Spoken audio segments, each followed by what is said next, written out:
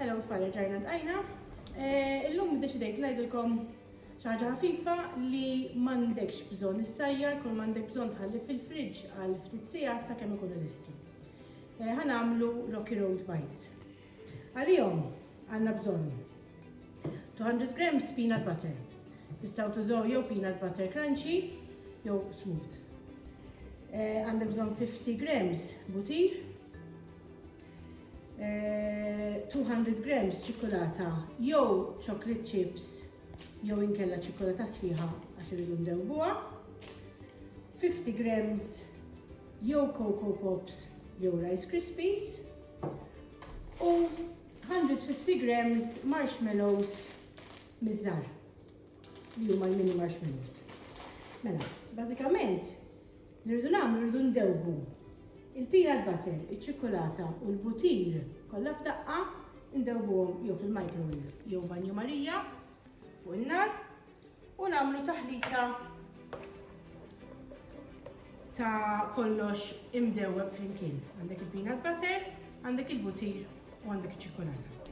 Ħalluhom jiksħu naqra a few minutes għax iċ-ċikolata u l-butir inkella jkunu jħarqu ħafna u jdewwulkom il-rice krispies jew il-coco pops. Once li dab kollox, titfaw il-rice krispies,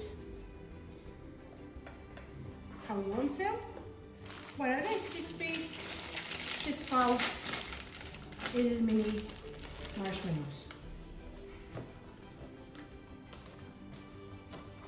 U terġgħu tħawdu kollox daqqa. Faċilissima, però ir-riżultat tagħha huwa tajjeb ħafna. Once li tkun ħallat kollox, għandek bżonn dish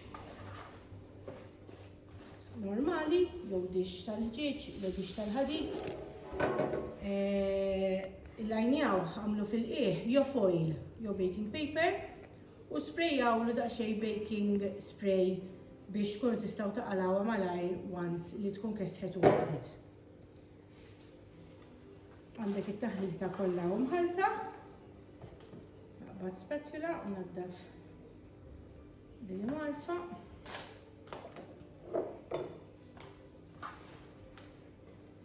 Itfgħu it-taħlita kollha fid-dish. Taħlita għadna li kienu ċikolata, peanut butter, ftit butir, rice krispies jew coco pops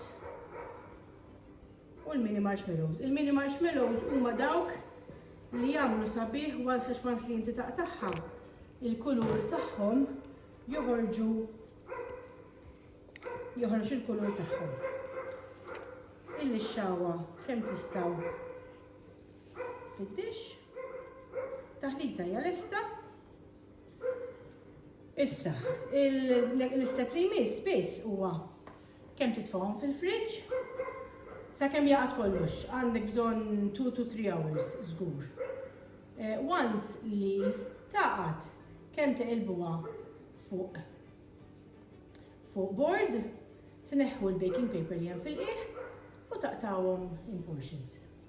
Nispera li tippruvawha u nispera li tagħtu pjaċir tagħmluha. Grazzi.